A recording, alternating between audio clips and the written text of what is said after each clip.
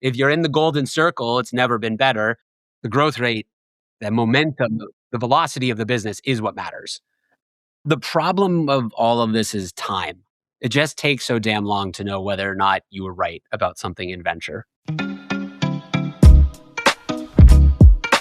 Welcome to Investing in Startups. I'm Joe Mager. Our guest this week is Peter Walker, Head of Insights at Carta. Peter's a self-professed data geek who publishes some of the most interesting insights and research on venture and startups. We talk about seed valuations and strategy, solo founders, mega funds, and employee equity and ownership. I really enjoy Peter's work, and so it's a lot of fun for me to nerd out with him and talk shop. Please enjoy. Peter, it's great to see you. Thanks for coming back on the show. Thank you for the invitation. Really appreciate it. Well, I'm looking forward to it. You've published so much great research in the last 6 months or so, and I've been putting together a list of stuff that I'm like, all right, the next time I talk to Peter, I want to talk about this. And you published something recently that just nudged me that I'm like, okay, I really want to get Peter back on the show because particularly a lot of valuation data in the market is just getting really interesting. Around the holidays, you, PitchBook, and AngelList all published some different data around seed returns and valuation data and breaking that out. And as someone who really nerds out on this stuff, I loved it. There was a lot of great conversation. I think one high level thing that stood out was that looking at returns by different bucket is valuation buckets. Something that jumped out was that doing cheaper deals isn't necessarily as lucrative from a returns perspective as people might think. And conversely, people who are kind of on the end of the spectrum of like, always do the best deal, don't worry about price. It was actually flatter, I think, than a lot of people would have assumed. You wrote about it again recently. What you think the implications are for investors? The problem of all of this is time.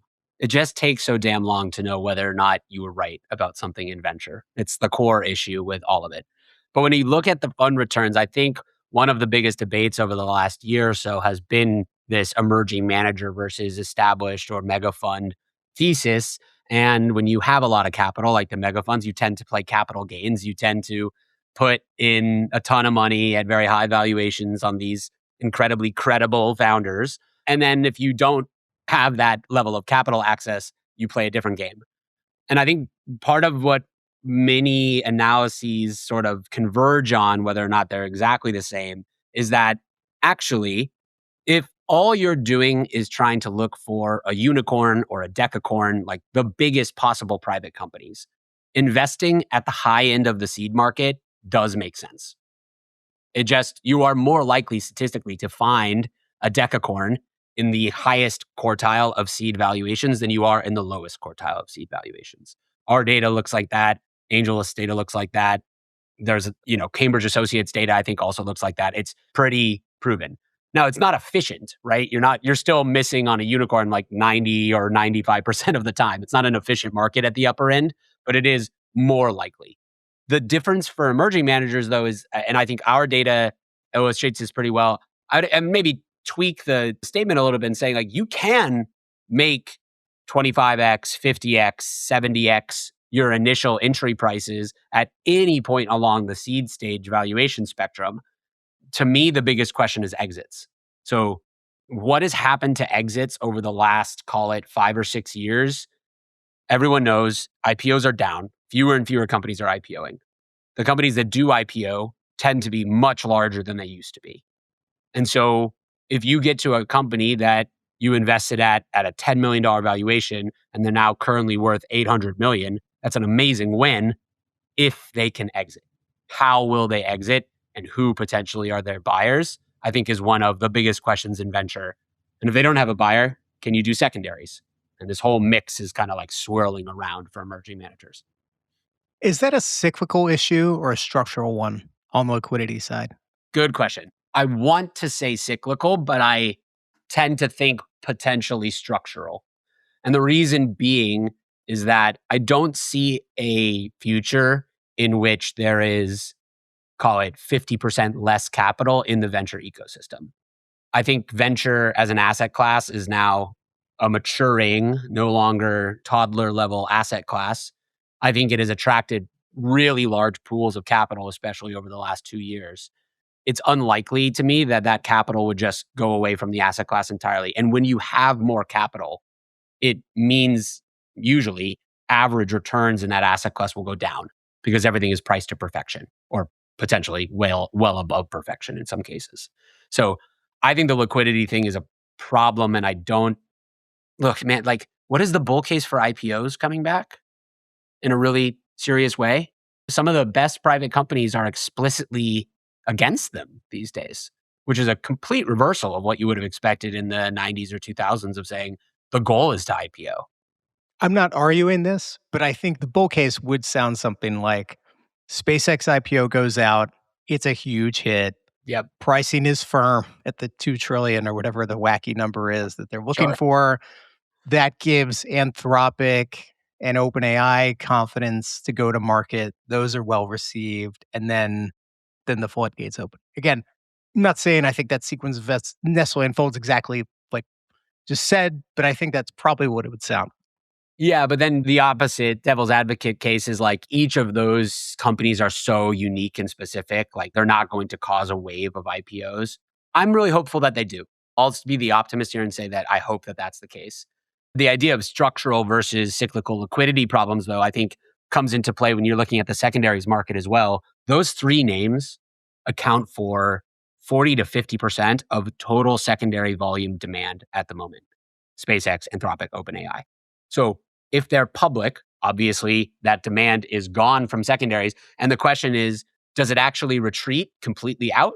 Or does it flow to the private companies number 5 through number 20 on the list right now? I think that is a big question. And I wonder whether that proves the cyclical versus structural divide. There's some other research you published that I kind of want to walk through as well, but it Yeah. all kind of points towards one thing, which is that right now, the enthusiasm for doing consensus deals is unusually strong. Yep. Like there's always a premium for some level of quality, perceived quality, or trades or signals with exceptional deals, and people are always historically willing to pay a premium. But you posted earlier this month, top 1% of seed rounds are valued at 410 million posts. I Mm. mean, you also said, and I'd like to get a comment out, you said, no comment as to whether those companies will ultimately return the fund. I would be curious, how do you think, to try and get a comment out of you, on those valuations? Stated bluntly, like, no, those are not good bets. But are they worse bets than every other category of venture is the real question. Because most venture backed companies will fail. And that is true whether you're investing 10 million bucks or whether you're investing $200 million at the seed stage. The weird part is like many of these companies, if you have a 410 or $500 million valuation at seed, what it means is you are incredibly credible and legible to investors. You spun out of the right lab, everybody knows who you are, et cetera, et cetera. Two, you are building something, in this case, over the last 6 months or so, most of these companies that are at that level are building neo labs. They are building things that are explicitly designed to either compete directly with Anthropic or OpenAI or build a competitive type of foundational model that doesn't exist yet, maybe world models or et cetera, et cetera. In order to do that, you need a hell of a lot of money. And so, in some ways, the valuations of that high spill out of the capital needs because you're not going to sell 50% of your company for 100 million bucks. You might sell 20% of your company for 100 million bucks. And that's kind of where the math is today. The weird part is you're right to say this is not normal. I don't think we've seen capital accumulation this way at the very early stages potentially ever. The real question is like, how many foundation models are going to win? How many do we need? And how many are we going to waste lots and lots of money on? I think it's a pretty good bet that most of these are not going to work out. To tie it back to another piece you published pretty recently, 95th percentile seed valuation in Q1 was 174 million posts. A little over a year ago, that was around 60, which is a pretty huge leap.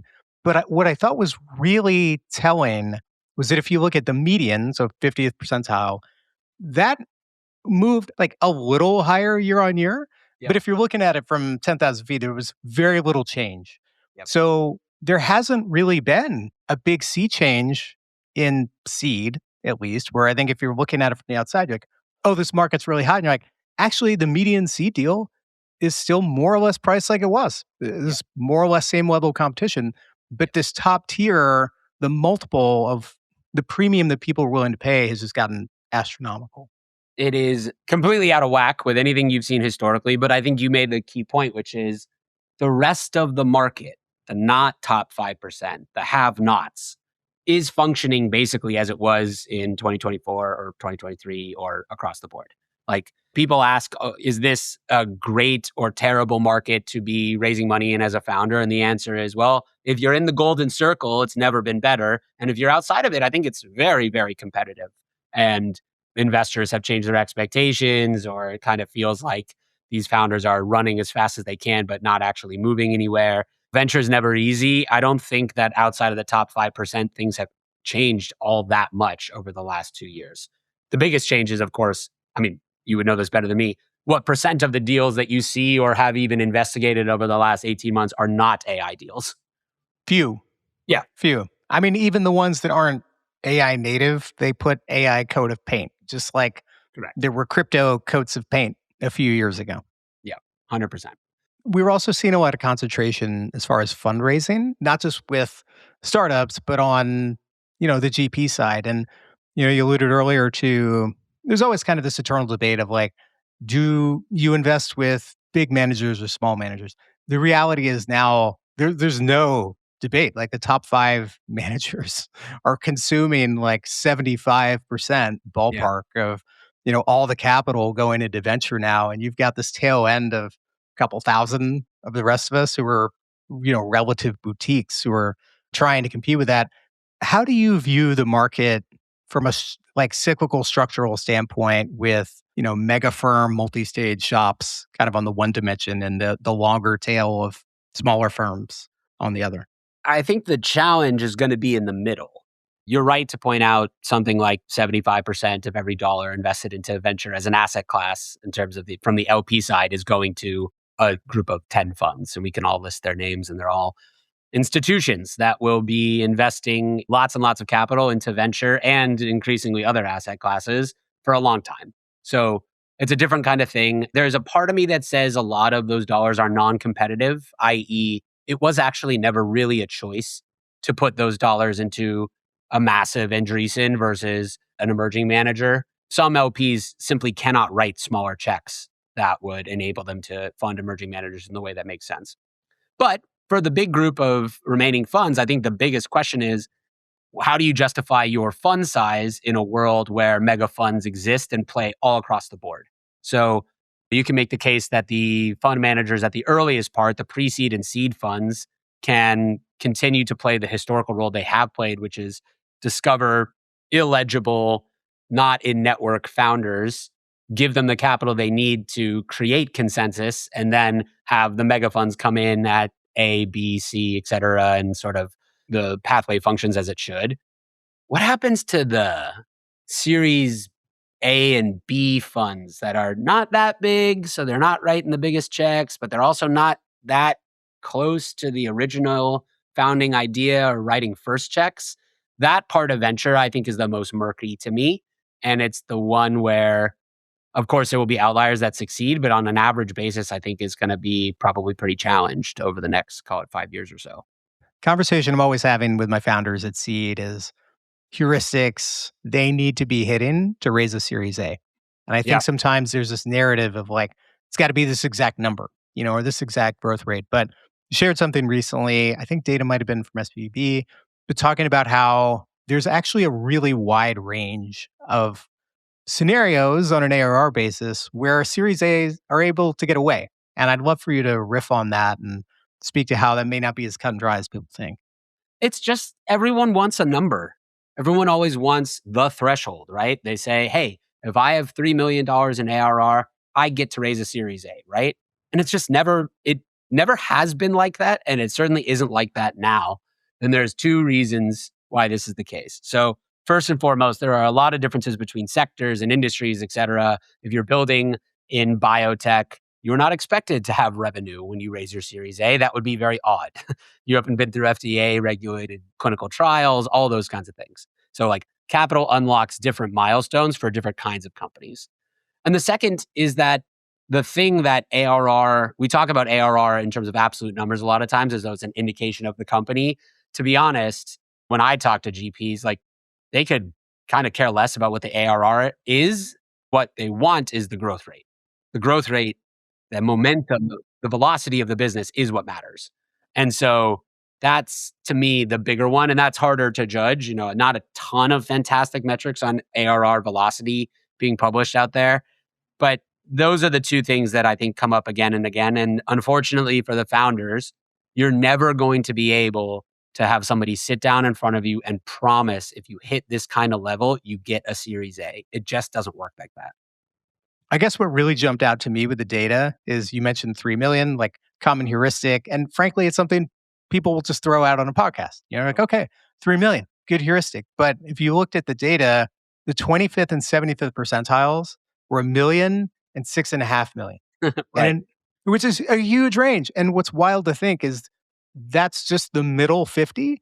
And there's like 25 on both sides that are completely outside that. So, the advice of, well, you want to be hitting that just feels not worthless, but the signal in that feels really, really low. There's a part of me that says in this AI age that revenue, and correct me if you feel differently here, revenue itself is used to be this like kind of golden signal, and now it's maybe lost a little bit of luster. There's more questions about revenue durability than there ever have been. If this was 2018 and you saw a company that went from 1 to 3 million in a couple years, and you would feel pretty confident that that company was onto something, right? But here you can go 1 to 3 or 1 to 4 million and have no idea whether or not that company is going to get eaten tomorrow by the models or something like else changes in their business. It feels like one of the reasons everyone's running so fast is because the uncertainty about tomorrow is so high. And that applies Yeah. to the revenue as much as anything else.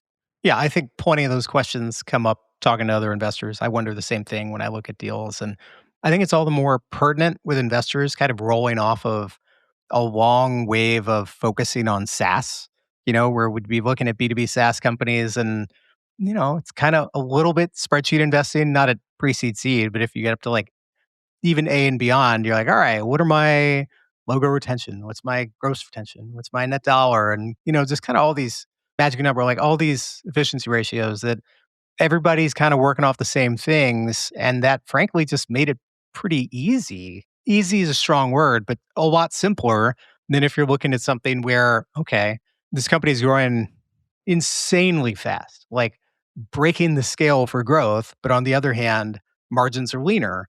Well, there's a little more art here on thinking about where those margins going to be in the future. And I guess to the positive, as someone who's a smaller investor, I actually like that because for Um, me, as far as like winning deals or variant perceptions, it's easier when the market's in flux yeah. and these things are less certain than if I'm trying to go up against some tier one firm for a seed deal where the unit economics are really transparent, that I'm probably not going to win that deal, or I'm not going to have a variant perception that's going to stand out. So I'm kind of rooting for the complexity.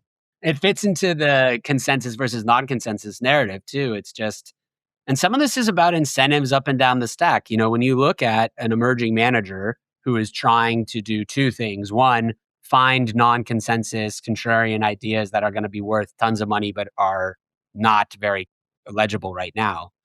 And then two, convince LPs that this bizarre, illegible thing that they just put a lot of money in was worth the bet. They're like a little bit incompatible. And some of this gets back to what I think is part of the issue with venture, which is LP motivations and LP criteria. You know, if you have a nice AI name that everybody knows, like, is it easier to fundraise? Yes, it is. Whether or not that company is going to ultimately return the fund, like there's some value in this networked, legible, credible category. And part of it is, how am I going to raise my next fund? It's a little easier when I have something like that to tell LPs about. Go in a different direction. Another area where you and Carta have published a lot of interesting research is around employee equity and ownership. And there are a couple things that I want to get your take on here. One is around equity for early employees. And I've seen you comment about this publicly many times, but I guess to frame with a data point, you guys have published, the median equity pool at a seed round is 12%. And Mm. I'm curious, does the size of that feel directionally right to you? And where do you think it should be? Ooh, it feels better to me than the, "Hey, companies should start at 20% line," which I still hear sometimes, which I think is bizarre, just because it's diluting the founders and no one else.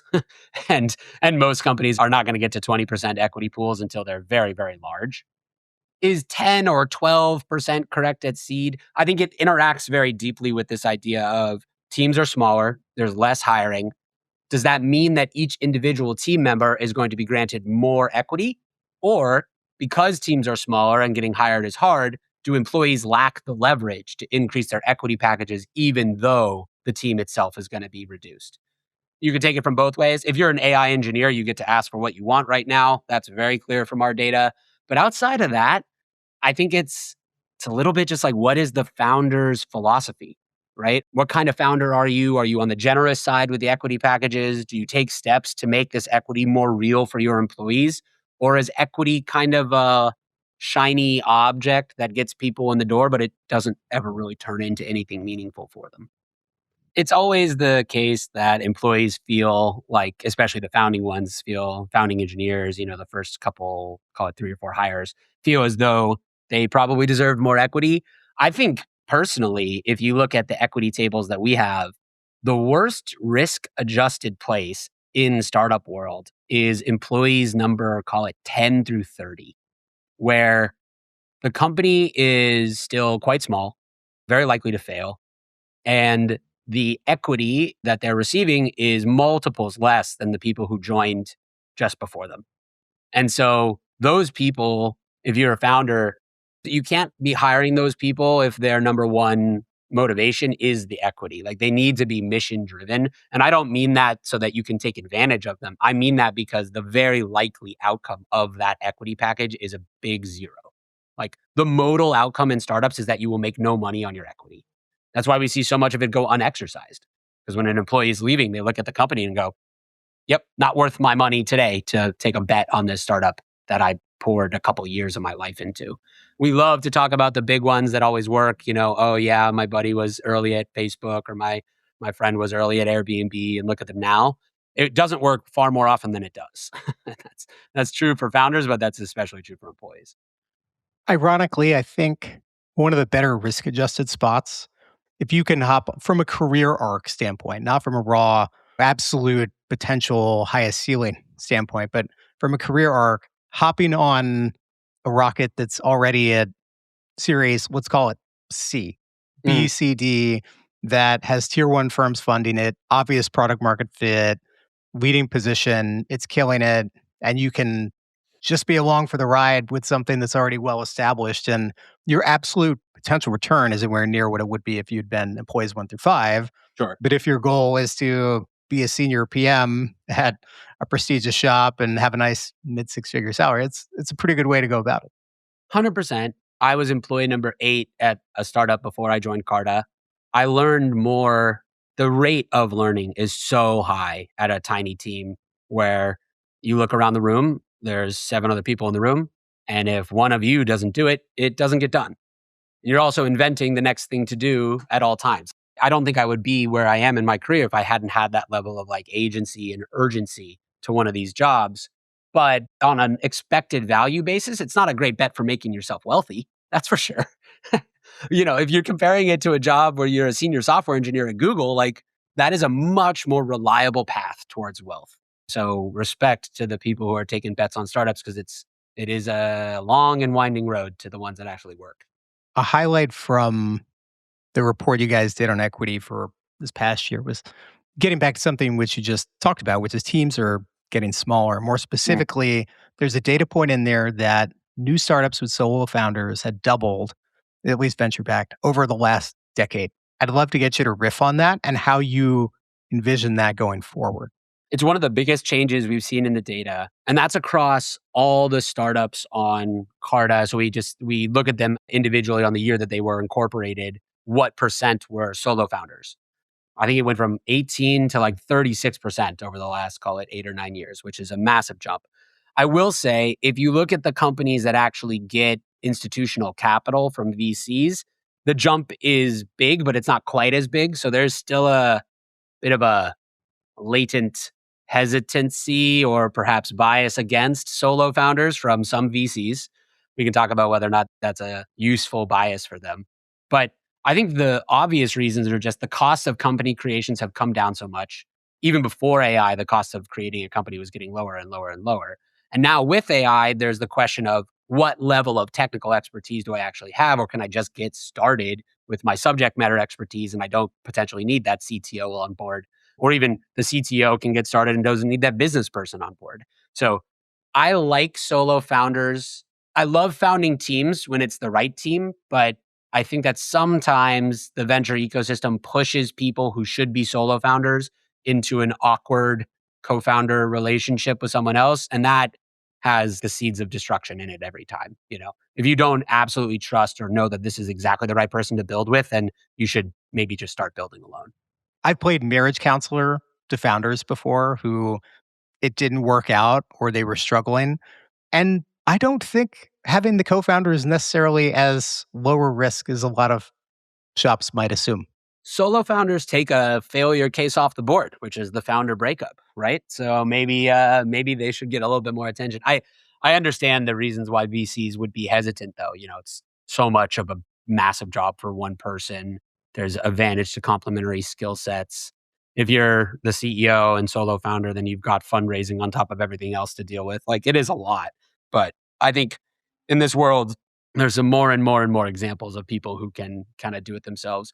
What I hope happens is that if those solo founders are going to go it alone, they build their initial team maybe with higher equity packages because they have that quote unquote extra equity to be working with, and use that to sort of build this like world class early team for themselves. But that's, of course, easier said than done.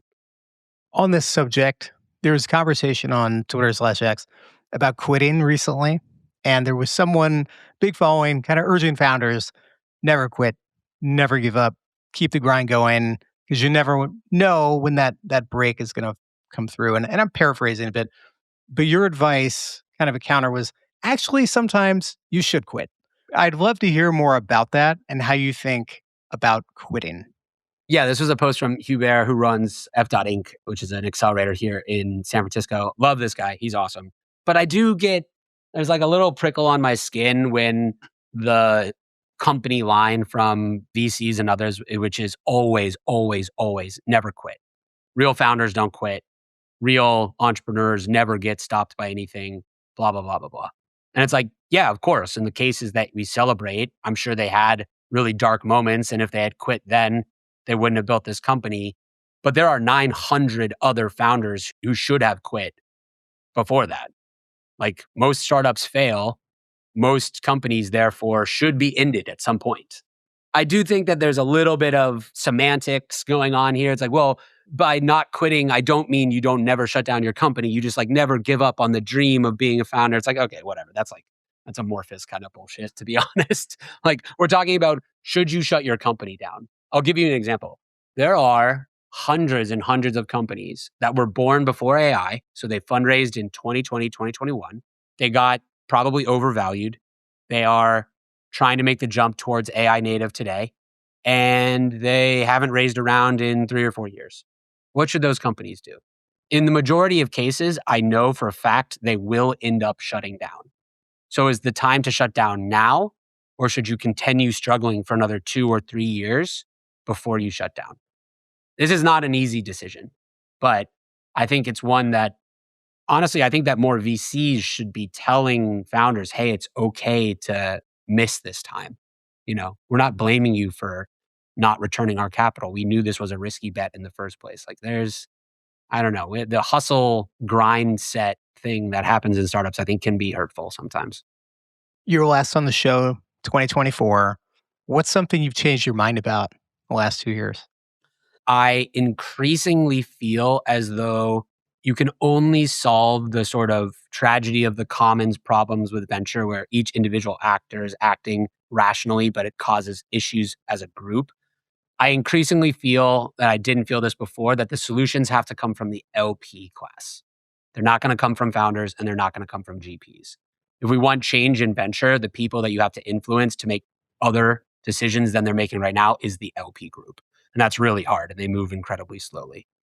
The other thing that I have changed my mind about, I used to think, I'll be honest, when emerging managers used to tell me, oh, these founders shouldn't take money from the mega funds, they're setting themselves up for failure because of X, Y, and Z reasons, I used to blow them off a little bit and be like, yeah, you would say that. Like, I get it. You're arguing your own book. The one risk I think is very real that I did not pay enough attention to is being orphaned within a mega fund, where if you take money from the 17th partner at one of these big funds and then that partner leaves to go be a solo GP or do something else, like not having support within this big IC framework, I think can be a huge detriment. I've seen it a couple times now, and it can really hold founders back. So I used to discount that as real, and now I think it's far more credible than I used to give it credit for. Peter, this is really fun. I love talking to you, hearing your perspective. Thank you for all the great work you do. I know everyone in the ecosystem is a huge fan of yours and follows your work. I want to end with a question that I asked you the first time you were on, but I'll ask it again because life changes, which is, what's a conventional view in venture that you think is BS? And I realize you've already lobbed out plenty here, but if you want to put a cherry on top, this would be a good time.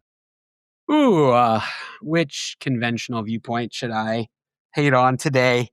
I'll pick the fun one that keeps going back and forth on X lately. Concentration. Concentration kills funds as easily as it builds them. And I think that it is silly to assume that all great funds need to be concentrated. And I don't like the idea that power law outcomes only happen in one way. So I'm a pretty big proponent of, especially early stage managers, to take more bets. I think the math works out to your favor in that case. But the sort of venture standard playbook is invest in a few companies and then concentrate in your winners. And I just don't think that's the only way to win. Lots of ways to win. Lots of ways to win. Well, Peter, thanks again. This was great. Absolutely. Thanks for having me on. Thanks for listening to the show.